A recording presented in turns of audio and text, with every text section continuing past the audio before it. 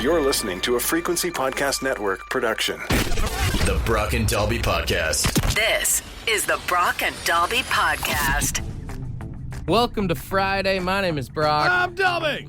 Just a quick reminder that anyone is allowed to attend a town council meeting. In a small town in Pennsylvania, they announced that they were going to close a motocross track, mainly because people were always complaining about the noises, the brapping. Oh, that's the thing is those things have to be carefully considered when you build something like that, because if it's close to people's homes, it can become a nuisance. So some motocross riders wanted to stand up for themselves, so they went to court because this is what people were saying about them. My parents, who are retired, want to sit on the porch that they deserve to be able to enjoy because your hobby is ruining their home. The brapping is ruining their homes. Maybe a little extreme. So one of the young men got up to the podium here and... I really just came up here to say that... Sorry, real quick. We just need your name and your address for the record, please. I just came up here to say that... I'm sorry, I need you to state... You're either going to hear them where they're allowed to be...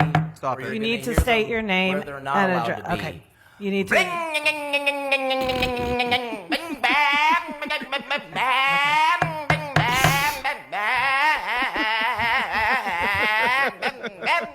Now he just starts going around the council meeting. Like He's riding. He's stunting on him. Full throttle wrist Thank and you. everything. for the entertainment. Next. And then he goes and sits down is the best part. And like front row. Like he's not like hiding in the back. So he goes and sits down and like watches throughout the rest of the meeting. More people go up and speak. And when they kind of take like a brief minute to talk amongst the council, he gets up. All right, is that it for public comment? Anyone else?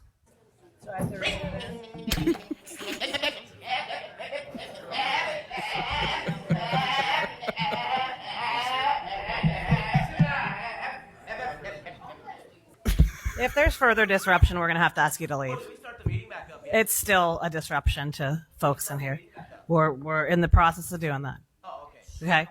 This guy's a legend. The thing is he's very funny, but this is not helping his cause whatsoever. No. That's the well, thing. he's like, if you think we're annoying, we'll be annoying is basically what he's doing. Yeah, but again, like even now it's premeditated, right? Like if they go and they start riding where they're not supposed to be, all the people making complaints have to do is like, look, it's the guy who was brapping in town council, and it's going to be a bad scene for him. My favorite part about this whole thing is this guy took video himself. Like Right. everything I played of you is from like the council meeting webcam or whatever. But he had like one of those meta glasses on, and then at the end of it, he goes up to like the lady who types all the like, stenographer. Yeah. Listen to this. Excuse me. Just for reference, those are spelled BRAAAAAAAAAP. Bad. Dude. BAP for justice, you know? Unfortunately for this guy, I don't think this is going to work out the way he wanted it They should just go stand outside of like every town councilor's house in their FXR jackets and just ring, ring, ring, ring, ring, ring. To be clear, they absolutely should not. Justice for Brap, in my opinion. This is the Brock and Dalby Podcast. You know, we spent so much of yesterday talking about our driving pet peeves. I was thinking, are there pedestrian pet peeves that you have? Well, that's the thing. Yesterday was all about, like, when people get behind the wheel, they turn into idiots and they make bad decisions that can frustrate you. But it is not like suddenly when you're just out and about on your 2 feet with your heartbeat, all of a sudden you're a better person. Like, pedestrians also make some baffling decisions. I mean, how many times are you like trying to cross somewhere and there's some idiot just looking at their phone or whatever in the middle of the crosswalk? They don't even realize that they've got the red hand. Dude, the one that drives me crazy is the ones that will make like the quick decision. Like you're driving and I see you, pedestrian, in like coming up to this intersection, but you don't appear to be about to intersect with me. You look like you're going straight. So I start driving. And then all of a sudden, they'll hang a hard left out into the intersection. They'll look at you like, how dare you, sir? I'm walking here. You know what the biggest one that pisses me off? People who ride their bikes on the sidewalks. Ooh, yeah. You want to play that game?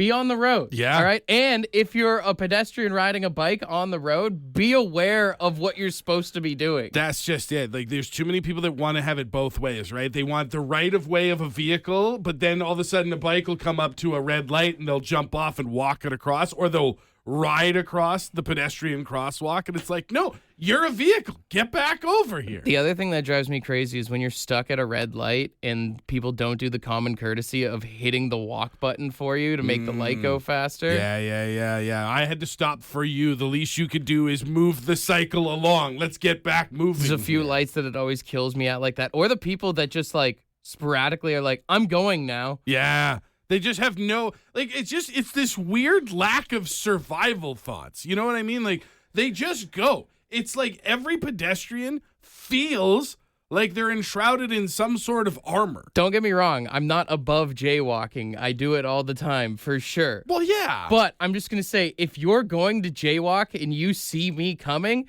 let's keep that brisk jog going. Why do we got to slow it down when I'm like 20 meters away from you? You wouldn't take your time and lollygag breaking any other law. Why is this one the one that you'll meander around? Don't be testing out my insurance today, all right? And it's always the eye contact. They'll jump out in front of you to jaywalk and stare you dead in the eyes. They're like, you like that? Huh? You like it? It's like a weird asserting your dominance kind of thing. It's like, I am driving an instrument of your destruction.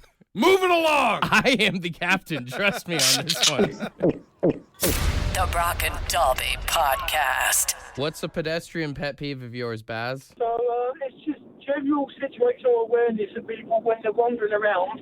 Happens on sidewalks, but also in stores. You'll be walking into a big store, thousands of square feet, but they decide they have to stop in the doorway and have a discussion. As I said on the text, greeters, they should either have cattle prods or tasers, and they should be prepared to use them. Give the old guy at Walmart a little extra pep in his step, you know? Exactly. If they were allowed to arm Walmart greeters, I'd be volunteering for that. That's my retirement job.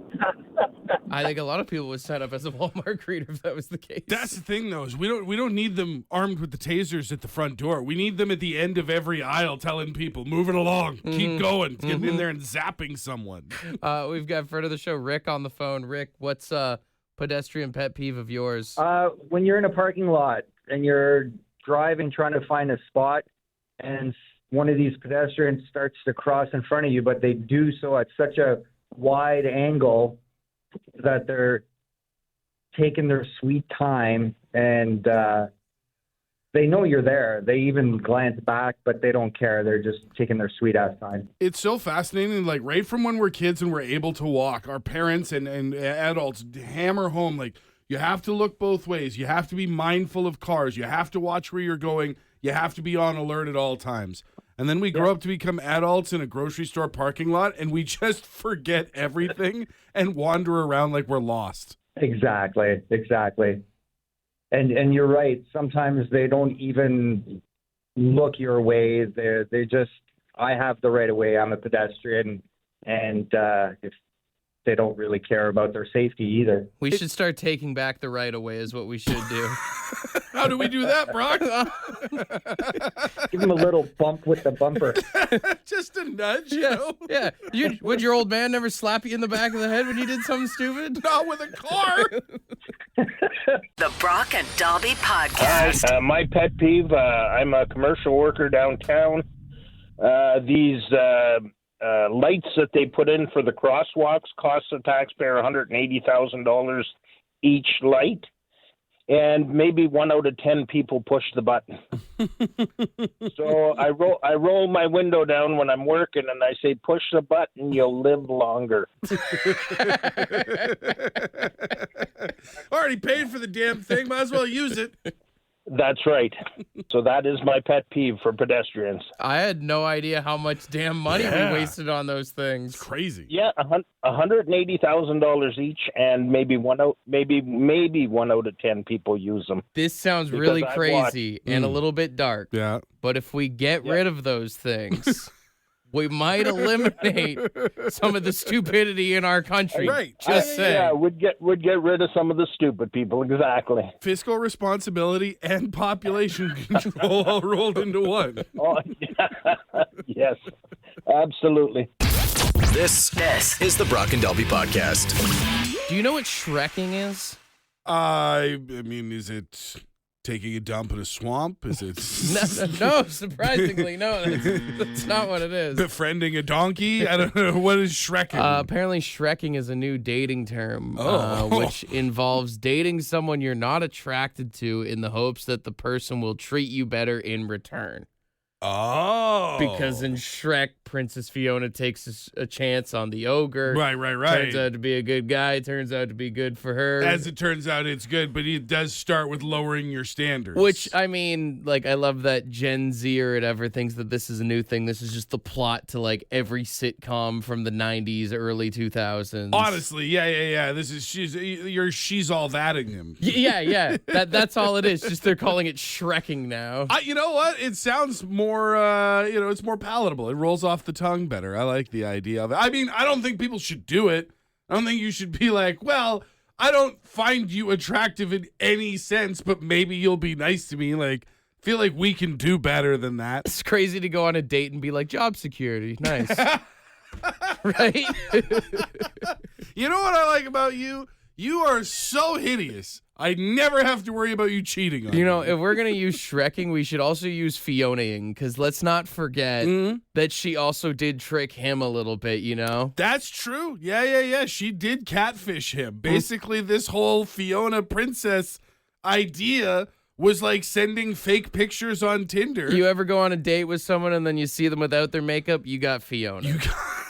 Instead of catfish, you got Fiona'd. The Gen Zs are going to love this. Or if you hook up with someone that you really think is gross and they have your kids, you got Donkey. You got Donkey? If you had a bad one-night stand. Oh, man, I went home with a dragon one time. You got to slay a few dragons to get to the princess, you know? The Brock and Dalby Podcast. The Brock and Dalby Podcast. Did you know that bananas are berries? Wait, what? Bananas. Big yellow fruit. Peel it, eat it, monkeys. How's it a berry? So a berry, in botanical terms, is a simple fruit that develops from a single ovary of a single flower, with the entire ovary wall ripening into the fruit's flesh.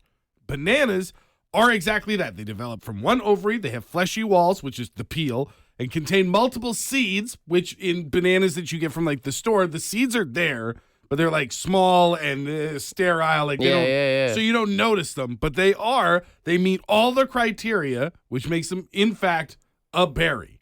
So would a tomato be a berry then too? Tomatoes are berries. Grapes are berries. Kiwis, eggplants, avocados are berries. Even technically, watermelon is a very specific kind of berry. It's a big berry. On the other hand, strawberries are not berries. What are you telling me? Because man? they don't come from a single ovary. So they're what's actually known as an aggregate fruit, and each of those little seeds on the outside is actually an individual ovary of the plant. But it's in the name. So it's in the name because it's fraud. It's food fraud. And it doesn't just stop at strawberries. Raspberries, blackberries, strawberries, not berries. None of the actual berries are berries? Well, some of them are. Cranberries and blueberries, little individual berries, those are berries. But if your berry has a bunch of little like pods on it, then that's not a berry. It ain't a berry. So raspberries and blackberries, same thing as strawberries. When you look at them, they're all these little bumps and globes all kind of stuck together. Not a berry. It's an aggregate fruit, which, to be fair, doesn't say like a straw aggregate wouldn't be as cool. You think about all the things that we are lied to on a regular basis. Honestly. I was not expecting to find out that most berries are not berries. We're not expecting to wake up on a Friday and find out that bananas are, in fact, berries. I knew they were lying to us at the grocery store with these prices and everything.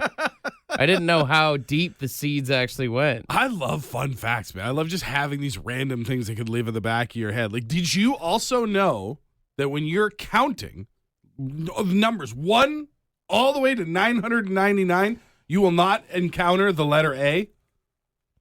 Really? Out of all the words for numbers, the letter A does not appear until the word 1,000. Really? 1, 2, 3, 4, 5, 6, 7, 8, 9, 10, 20, 30, 40, 50, 60, 70, 80, 90. No A's. Say 100, 200, 300, none of it. No A's. 1,000 is the first A in our numerical system. Damn, if I was wasted right now, I'd be like, no way. You want a real good one to tell somebody when they're a little bit like left of center for the night? The average human has less than 2 arms. What? Humans don't have more than 2 arms, but some humans have 1 arm, or some have none. Oh, you catch me after 420 on that one. The average human being on planet Earth has less than 2 arms. You tell somebody that, you will mess up their mind for the rest of the day. I mean, I'm already thinking about it now. The Brock and Dalby Podcast. You got a fun fact for us? What is it? The one that I've been using the longest, and I mean since I was a teenager, is that pigs can't look up. Really? Yeah. I don't know where I learned that. I don't know how I learned that. But at some point in my childhood, I did. And it stuck with me for my whole life. So you know that whole thing of like when pigs fly, they don't even think about it. They don't even know it's an option. Yeah, exactly. I think that's why it's an even bigger saying. Yeah, exactly. And how would they get up there? I don't know. I want to go to a pig farm so bad now and just like Lion King a pig, like hold it up over my head. Like when you show your cat like itself in the mirror? Yeah. Hold the pig up towards the sky and just let him go, what the hell is that? I want to see that now. We got some other great texts in here. This one says, Swingline, like the company that makes staplers, they never actually made and marketed a red stapler until the movie Office Space, where the one character who's like, that's why I believe you have my stapler. Oh, okay. It wasn't until it was like a special thing that they made up for the movie, and it became so popular that now you can buy red Swingline staplers. Interesting. Fun fact there. Also fun fact, former U.S. President Abraham Lincoln was a licensed bartender. Had no idea that at some point back in the day, you could have gotten drinks slung by a young, honest Abe. It would have been an honest pour, too. It says, did you know babies are born with up to 300 bones, but by the time you become an adult, you are down to 200? Where do they go? They fuse together. Oh. So like a bunch of bones when you're a baby, they're all like soft and malleable to make you less, fragile. And then as you get older, they fuse together, and that's why it hurts to get old. That's why you got to drink your milk. That's right. You got to solidify. This one says, if you think Canada is bad for time zones, did you know France has 12? Really? Yeah, because they have like different territories that are technically France outside of the main country. Okay. I looked it up. They cover 12 different time zones, technically all part of the country of France. Sacre bleu. This one here says it takes roughly 540 peanuts to make a jar of peanut butter. I imagine that's if it's crunchy. Probably need more if it's smooth. It's pretty nutty. And then this one I thought was interesting, and I actually want to try this because this doesn't sound real, but someone texted in and said, did you know that you can't hum while plugging your nose? Oh. So you hum. Oh. Oh, God, it feels so weird. It feels like... Trippy. It sounds like you're plugging your ears. Yeah, like yeah. when you're listening to a sound. And When you're like, trying to pop your ears? Yeah. If you want to get the kids to shut up this weekend. That's right. Great way to do it. Tell them you'll give them $20 if they can hum while their nose is plugged. And watch them try it all weekend. Yeah. Watch them make themselves pass out at a sleepover this weekend. The Brock and Dalby Podcast. On this show, we both love a good conspiracy, but I honestly, I look to you as more of the expert in the field. I just dabble. I know you've been down some dark rabbit holes following conspiracies. I mean, I'm no expert, but I am a wanderer, you know? So when I find a new conspiracy, I like to bring it to the show to present it to you to see if it's one worth investigating more. Fire one at me, dude. Or if it should just be sort of pawned off. And today's one is very interesting, especially with this time of the year. What do we know about Canadian summers, especially going into Canadian falls? It's construction season. Well, today's conspiracy posits that road construction in most Canadian cities is actually a government front for surveillance. I mean, that could make a lot of sense. I mean, when you think about it, right? In every city in this country, it seems like the same few spots are always under construction. Every single summer, there's a road crew digging up, repaving the same place they were last year and the year before. Or they do it like piece by piece by piece over the years. And it's always high traffic areas. It messes with the flow of the city because they're right in the heart of you wherever want to it get is. real conspiracy? How come they didn't do any road work during the pandemic? Just saying.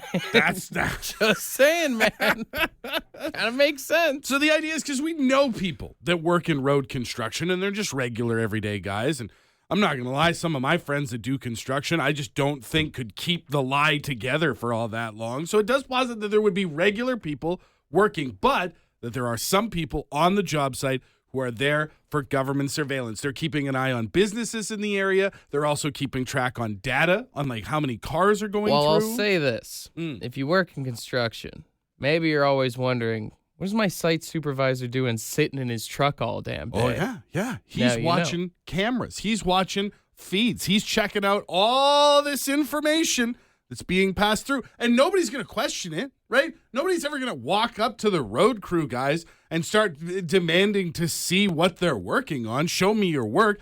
We've just come to accept it over the years because the government has kept up the lie long enough that we just like, oh yeah, sun's out. Here comes the orange cones. Here you guys just thought your boss was just lazy. Right. Just sitting around wearing a hard hat for no reason. Little did you know.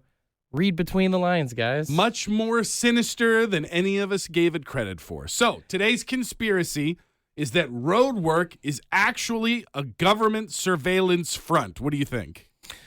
7 out of 10. 7 out of 10. 7 Guys, out of 10. next time you're out driving around, you see all the orange vests and the orange cones, just remember, they're watching you. Now you sound like someone downtown. This is the Brock and Dalby Podcast.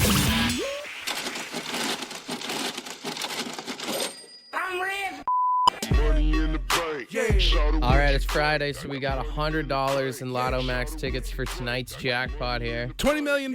They're resetting after all the big jackpots earlier this week. $20 million could be yours if you are our winner today and get the $100 in tickets. Of course, the question is the same. What would you do if you won the lottery? Past couple of days, got to give credit where it's due. Everybody has been killing it. They have been giving us the craziest answers possible of what they do if they won the lottery. So hopefully today, our 3 contestants don't disappoint here. That's right. Nothing lame. Nothing, I would pay off my mortgage or I'd buy a new car. We want crazy answers only.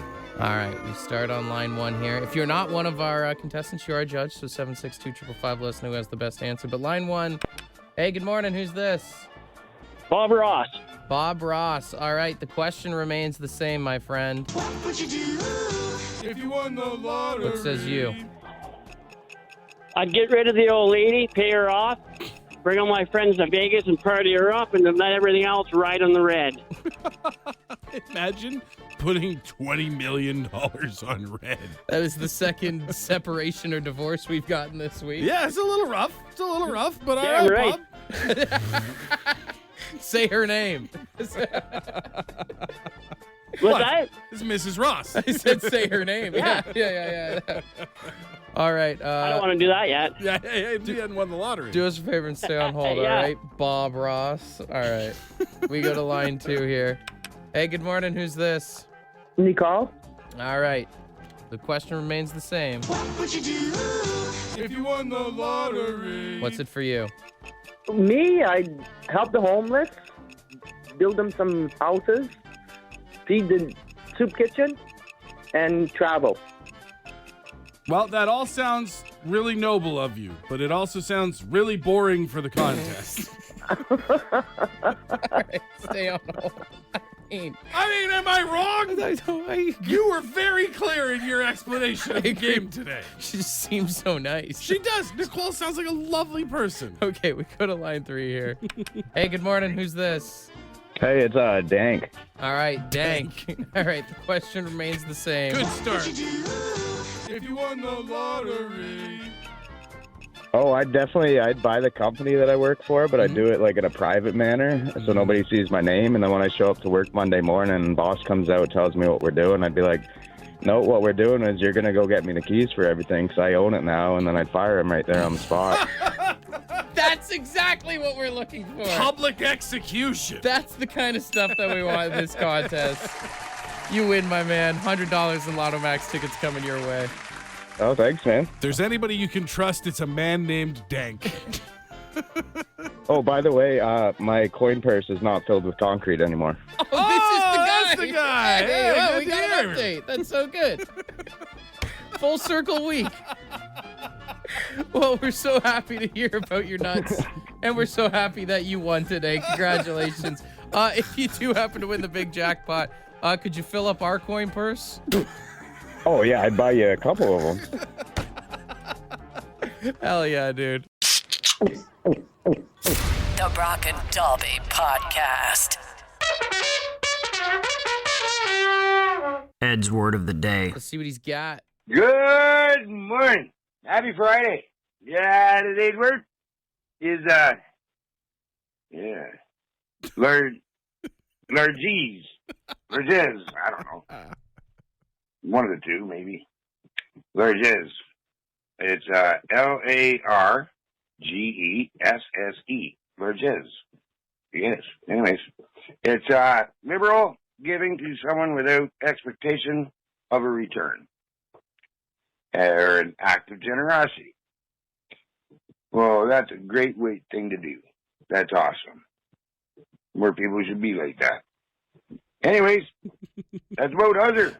Have a great one. Cheers. I want to see the pronunciation on this. Let's see. Largesse. He got it the second Largesse, time. all around. right. My favorite, though, is when you can tell he's not super convinced on the word, so he never uses it again. He's like, more people should be like that. I feel like it's just like a gift, right? No, it's generosity. Yeah. It's basically if somebody is very giving, they could be said to be largesse. The person who's like, at the end of the night, hey, I got this last round is being largesse. Largesse. I guess there's a difference between the largest and the largesse. Although, if you are being very generous with your food intake, Yeah. then you would be largesse. I am the largesse. I am wearing a largesse shirt lately because, I am largesse and in charge. because when I go to my grandmother's house, she is very generous. She is very largesse with the snacks. Very largesse portions. Largesse. Use it wherever you can, all right? Want to be a part of the podcast? Leave a message on the Bad Line. The Bad Line is the answering machine for the Brock and Dalby Show. To get the number, text the word BAD to 762-555. Thanks for listening to the Brock and Dalby Podcast.